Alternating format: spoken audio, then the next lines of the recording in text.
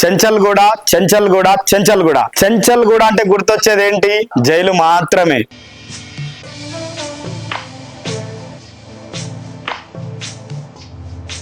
అక్కడ కూడా మనుషులు ఉంటారు, మరి అది కూడా ఒక సమాజమే, అది మన హైదరాబాద్ లో భాగమే. కాబట్టి సోదరులారా, చెంచల్గూడలో ఉన్నారంటే మరి తక్కువ చూపు చూడకుండ్రి.